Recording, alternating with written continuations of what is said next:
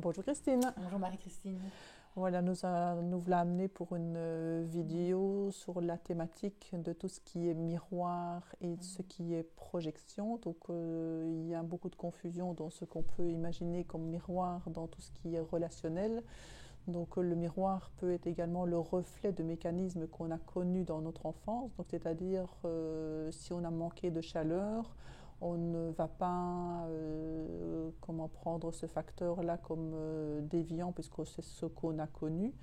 Et il se peut qu'à un moment donné, on arrive dans des relations peu chaleureuses et avec du discernement, on se dit tiens, ça manque de chaleur humaine ou bien c'est du silence et ça peut conduire finalement à des relations dysfonctionnelles. Est-ce que tu pourrais expliquer donc le mécanisme du miroir en psychologie, s'il te plaît? Oui, donc le miroir, c'est finalement une vision chez l'autre de ce qui est en nous. Et donc ce miroir-là, c'est simple, c'est si je suis triste, l'autre est triste, voilà, ça c'est le miroir tout à fait simple. Je vois l'identique chez l'autre. Maintenant, on peut aussi voir en l'autre et projeter en l'autre des parts de nous qui sont finalement tout à fait inconscientes, hein. Donc le moi n'est pas unique, il y a des sous-parties, des parties dans le moi. Et donc là, on pourrait dire qu'il y a moi dans le miroir et puis il y a d'autres parties derrière moi qui ne sont pas nécessairement conscientes, mais qui sont là quand même et qui s'expriment à travers ce que je vois en l'autre. Et donc, le plus simple, donc si c'est la partie consciente, ce que je vis moi en tant que victime, je vais dire, c'est la blessure narcissique. La blessure narcissique, elle est commune avec la blessure du pervers narcissique. Tous deux ont vécu dans l'enfance une blessure narcissique, la blessure de reconnaissance, et donc ils n'ont pas ressenti et vécu dans la relation aux parents la sécurité d'être vus.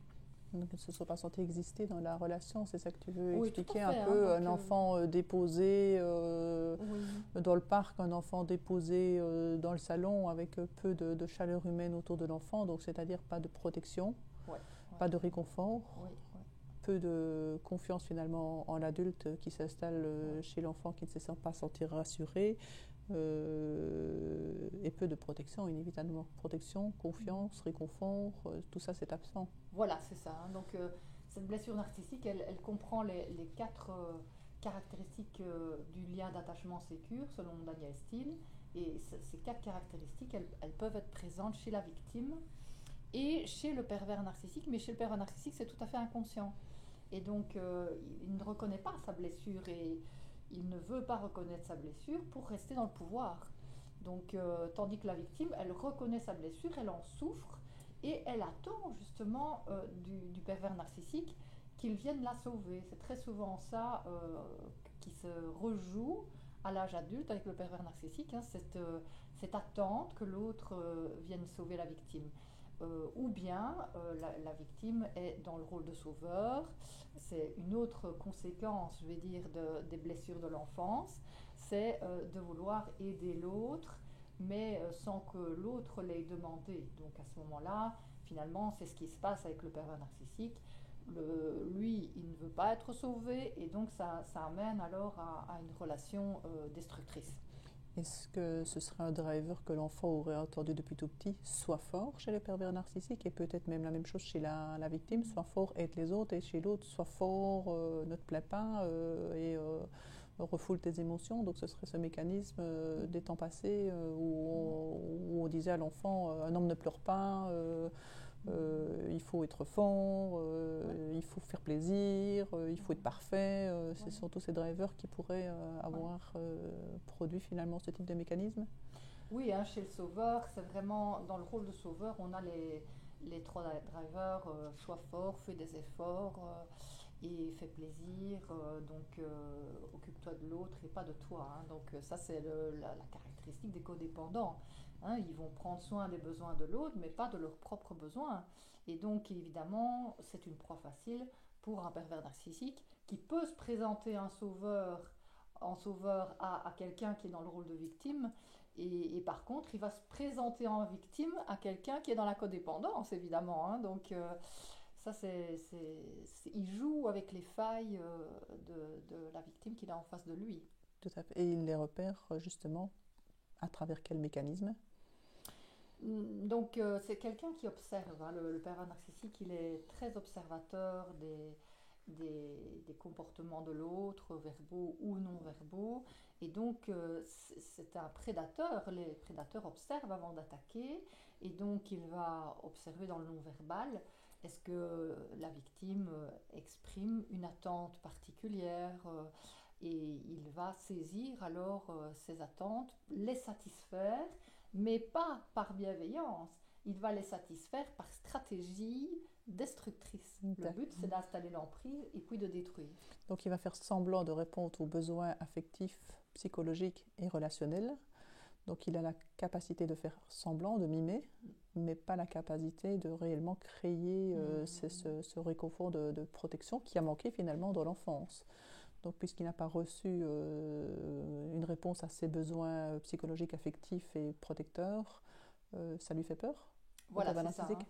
Oui, c'est ça. Donc il redoute finalement inconsciemment de s'ouvrir à l'autre, parce que s'ouvrir à l'autre, c'est dangereux, hein. Il revit la blessure de l'enfance, et donc pour ne pas revivre cette blessure et être dans une souffrance insupportable, il a fait le choix finalement du pouvoir, c'est-à-dire ne rien ressentir et ne pas vivre d'attachement sécure, hein. Donc, puisqu'il n'a pas connu l'attachement sécure. Donc, avec ce mécanisme de déni finalement qui reproduit, parce que c'est également son propre miroir de ce qu'il a reçu. C'est ça, hein. Donc on oublie très souvent dans les mécanismes de survie, c'est ce que tu dis, c'est l'imitation, donc se positionner en caméléon, hein. Donc c'est vraiment une caractéristique des pervers narcissiques, c'est cette capacité finalement à se mettre dans une position qui va convenir à l'autre, mais finalement qui n'est qu'un jeu de rôle, qui n'est pas du tout une attitude vraie, hein. Donc c'est un caméléon.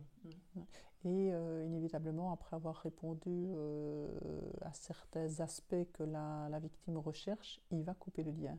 Donc c'est à ça aussi qu'on peut repérer finalement ce côté pervers, il apache.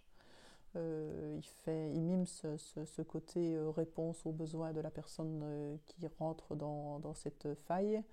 Et puis il y aura cette froideur qui va se réinstaller avec la coupure du lien relationnel. Tout à fait. Donc il va de plus en plus, une fois que l'emprise est installée, couper le lien pour finalement ne donner que des miettes, hein. Donc donner des miettes évidemment est très important dans sa stratégie, puisque s'il donne des miettes, la victime va continuer encore à y croire.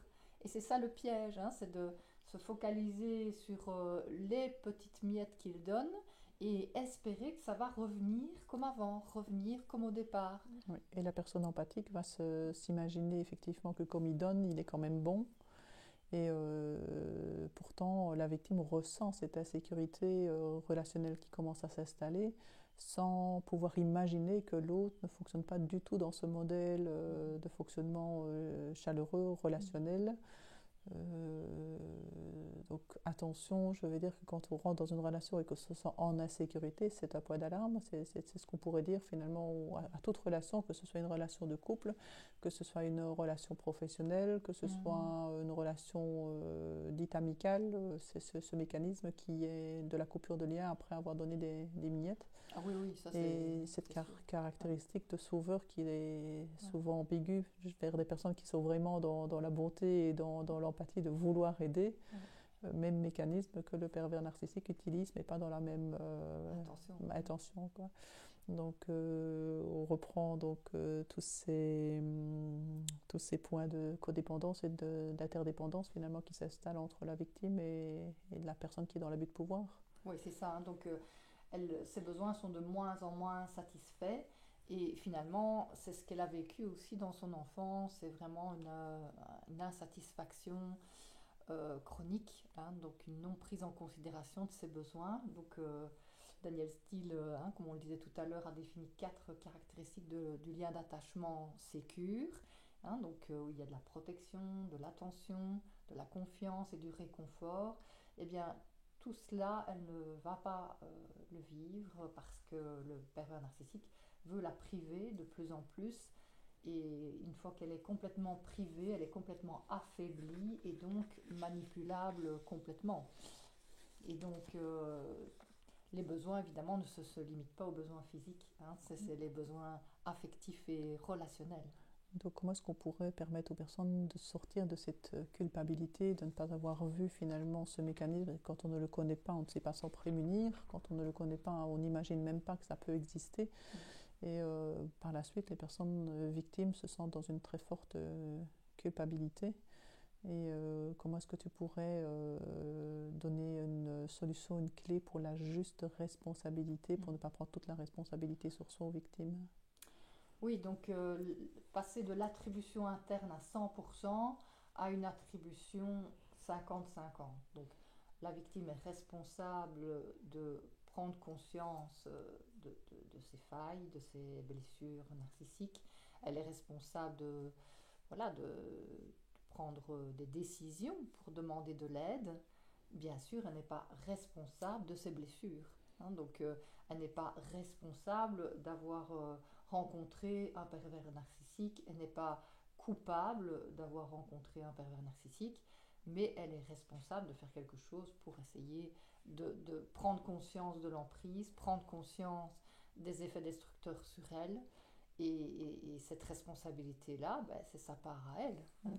Et il y a cette histoire de bénéfice secondaire, souvent qui est occultée par la victime également. Donc je reste dans une relation qui est insécurisante grâce aux miettes qu'elle a récoltées avec le pervers narcissique. Donc comment est-ce que la personne peut repérer ça aussi, qu'elle reste dans une relation qui est codépendante par bénéfice secondaire, justement. Oui, donc qu'elle soit dans la dépendance ou dans la codépendance, ben, c'est l'enfant en elle qui a pris le dessus. Hein. Donc l'enfant ou des parties protectrices, l'enfant si c'est la dépendance, et si c'est la partie protectrice, ce sera le rôle de sauveur. Et donc tout ça, c'est le passé. Hein. Donc elle est responsable de prendre conscience des blessures du passé qui l'ont amenée finalement à entrer dans le rôle de victime ou dans le rôle de sauveur. Et ainsi, de petit à petit, se libérer de la culpabilité, se libérer de l'emprise et d'une hyper-responsabilité par rapport à la relation. Et il y a une peur qui s'installe finalement, une peur dans la relation et une peur en dehors de la relation. Donc les deux peurs peuvent figer la personne. Oui, oui, la peur, quand elle est très importante, et c'est souvent le cas chez les victimes, elle amène à une dissociation. Et donc quand on est dissocié, finalement, on ne ressent plus la peur, on est dans le figement. Et c'est ça, le figement qui bloque la victime dans une sorte de paralysie, qui fait confondre le figement avec une soumission volontaire. Mais non, le figement, c'est une impuissance qui fait qu'on n'arrive pas à agir, on n'arrive pas à se protéger, on n'arrive pas à prendre soin de ses besoins. Et donc la première étape, c'est la connexion à soi.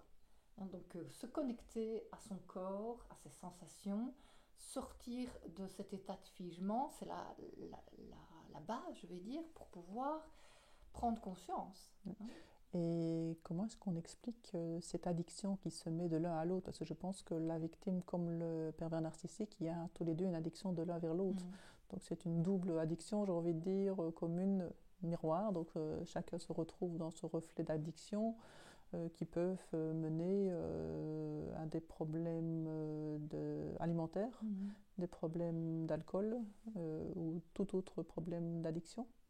Oui, oui, ça c'est très fréquent, les addictions, aussi bien chez le pervers narcissique que chez les victimes, parce que c'est une façon d'anesthésier une souffrance insupportable. Et donc, si on tombe dans une addiction tout à coup dans la relation avec quelqu'un avec qui on ne se sent pas bien, là c'est important de se poser des questions. Tiens, qu'est-ce qui fait que j'ai recours à cette addiction? Et s'interroger sur son ressenti, sur ses émotions, ses besoins, pour y voir plus clair et pour pouvoir trouver une issue. Hein. C'est là qu'il est important de prendre en main sa vie. C'est sentir que la relation ne convient pas et consulter ou demander l'aide de quelqu'un en qui on peut faire confiance. Hein. Donc il y a cette croyance de rester en sécurité dans une relation qui est tout à fait sécurisante par peur de sortir finalement seul, se pensant seul à l'extérieur de cette relation, alors que quelque part le pervers narcissique a isolé la victime de son proche entourage. Donc ça lui fait peur de sortir. Donc l'insécurité, il est dans les deux sens. Oui, bien sûr, la double addiction, c'est le fait que le pervers narcissique a absolument besoin de dominer et de maltraiter la victime pour ne pas souffrir. Et la victime, elle a absolument besoin du pervers narcissique, soit parce qu'elle croit encore en lui en tant que sauveur, soit parce qu'elle croit qu'elle peut l'aider à changer. Et donc, de cette manière-là, finalement, dans les deux cas, elle croit qu'elle va pouvoir réparer ses blessures de l'enfance. Et ça, c'est une illusion, puisque le pervers narcissique refuse toute aide et il refuse toute remise en question, il refuse de prendre ses responsabilités. Donc, jamais il ne changera. Hein. Donc, c'est un piège qui se referme sur la victime. Ouais. Donc, attention à la culpabilité. Finalement, la culpabilité, elle doit vraiment faire preuve de discernement, parce que la victime va se culpabiliser de tout, puisque le pervers va la faire monter justement dans des colères ou descendre dans des peurs et dans des tristesses. Et la personne alors se sent vulnérable, elle pense que c'est elle qui n'a pas la force, elle se remet en question, donc elle se sent coupable. Et c'est un cercle vicieux qui se produit dans cette relation de codépendance à dépendance à codépendance. Oui, puisque déjà elle se sent trop coupable au départ à cause de ses blessures d'enfance qu'elle a pris sur elle. Parce que les enfants sont toujours coupables de ce qu'ils vivent, ils ne peuvent pas dire papa ou maman me veut du mal ou papa et maman ne jouent pas son rôle, donc il va se sentir coupable. Et puis il rencontre un pervers narcissique qui lui renvoie cette culpabilité et qui en profite, qui utilise cette culpabilisation finalement pour renforcer l'emprise. Et donc, elle répète, et donc c'est ça qui renforce l'addiction, c'est tout l'aspect émotionnel. Hein. Ouais. Donc, c'est finalement une sorte de décharge émotionnelle qui est suivie d'un soulagement. Quand on vit une émotion sur le plan émotionnel, on a après un soulagement. Et donc, c'est une sorte d'addiction aussi. Il y a l'addiction émotionnelle. Hein. Donc, si on est dans un conflit, la victime va essayer de le résoudre, le pervers narcissique lui veut entretenir le conflit, et donc ça provoque de fortes émotions, et on sait très bien que ça joue un rôle essentiel dans le maintien finalement des blessures de l'enfance. C'est cette addiction au niveau émotionnel parce qu'elle entraîne une sécrétion d'endorphines. Et donc en fait, il y a une sorte de soulagement après, différent chez la victime et chez le pervers narcissique, mais la sécrétion d'endorphines est une sorte d'addiction. Ce qui explique éventuellement que la personne qui s'est sentie négligée dans son enfance, donc dans les cas de base, cette négligence qu'elle a vue dans son milieu, elle reproduit cette négligence envers elle-même. Et plus vite que de subir cette négligence, de ne pas exister dans les yeux, dans le regard de ses parents, elle va penser exister dans le regard du pervers narcissique. Ouais. Et qui va reproduire cette négligence émotionnelle, mais avec de la douleur psychologique, affective, relationnelle à tout niveau. Donc, voilà, c'est ça. Et donc cette négligence, oui, c'est la base aussi de la blessure narcissique. Il n'y a pas que la violence dans les traumas de l'enfance, il y a aussi la négligence. Ça, on oublie que c'est aussi traumatique à partir du moment où l'enfant est seul face à ça. Et en insécurité, il y a trauma. Et ça joue un rôle tout à fait. Donc, dans la coupure de lien, c'est ça que tu veux dire? Oui, le trauma, la coupure de lien, quoi. Oui, ouais. Oui, donc le trauma dans l'enfance va se traduire par un sentiment d'impuissance, par l'isolement, l'enfant est seul face à ça, et l'insécurité. Et donc ce trauma, cette blessure relationnelle de l'enfance, elle va le rejouer dans la relation au pervers narcissique. Et dans l'effet inverse, lorsque justement ça a été la surprotection, donc au niveau du curseur, où il y a une surprotection, où l'enfant effectivement est mis en confiance dans tout ce qu'il fait, il y a aussi ce risque que l'on rencontre dans les faits opposés. Donc c'est ça qui est très compliqué à comprendre, c'est que c'est ce curseur toujours dans la parentalité, surprotéger son enfant ou le considérer comme un enfant sans faille. C'est risqué aussi de laisser l'enfant dans cette toute puissance et de mettre l'autre dans la puissance quelque part. Tout à fait. Donc là, si l'enfant est surprotégé, ben, il n'a pas l'occasion d'explorer le monde. Et c'est dans l'exploration qu'il va tester ses capacités, grandir en confiance en lui, grandir en estime de soi, accepter qu'il peut parfois vivre des échecs, se tromper et que le parent est là pour le soutenir, finalement l'accompagner dans son apprentissage, l'encourager, le valoriser par rapport à ses réussites. La surprotection, ça empêche tout ça finalement. Tout à fait. Et donc l'autonomie est difficile et donc la confrontation au monde adulte est difficile après. Oui, parce qu'il n'a pas fait ces expériences petites finalement. C'est Donc ça. les petites expériences sont plus faciles à maîtriser quand on a pu y faire face, C'est ça. que si on a tout protégé. C'est comme si on n'avait jamais eu d'obstacle sur son chemin. Le premier obstacle qui va arriver, si c'est à 18 ans, ce sera bien plus compliqué qu'un obstacle à 6 ans. Et je pense que c'est Rakami qui parle justement du stade anal, de ce fameux complexe d'Oedipe, qui a été quand même, au niveau de la psychologie, tout le monde n'était pas d'accord sur ce complexe d'Oedipe, Non. qui est pourtant un moment clé pour pouvoir avoir cette autonomie chez l'enfant. Oui, après le stade anal, il y a le complexe d'Oedipe qui arrive. Donc le stade anal, là, c'est le stade du oui ou du non. Hein. L'enfant veut dire non et c'est très important qu'il puisse avoir l'autorisation de dire non. Pas pour faire tous ses caprices, mais pour pouvoir s'exprimer. Et donc, à ce moment-là, il passe au stade oedipien. Et là, il y a ce jeu, je veux dire, de séduction, entre le parent du sexe opposé et l'enfant. Et donc, le parent va lui signifier que bien, il vivra aussi une relation amoureuse à l'âge adulte. Et il l'oriente vers le futur. Et ce que ne fait pas le pervers narcissique, lui qui reste dans cette séduction et qui répète l'incestuel avec son enfant. Donc l'incestuel étant ce jeu de séduction, par exemple, par la surprotection. Hein. Donc le pervers narcissique, il va finalement faire les caprices de tous ces enfants pour les manipuler. Et c'est pas par gentillesse, hein. Donc c'est pour les instrumentaliser. Et ainsi l'enfant est séduit, mais dans un sens négatif, puisque finalement il va confondre la séduction avec l'amour. Et la froideur aussi qui est dans ce mécanisme, c'est aussi un peu plus mécanique finalement, ces relations-là, ce n'est pas une vraie chaleur humaine, il y a ce ressenti que les victimes occultent bien souvent, en train de mettre ça de côté finalement, parce qu'on nous a appris à refouler nos émotions.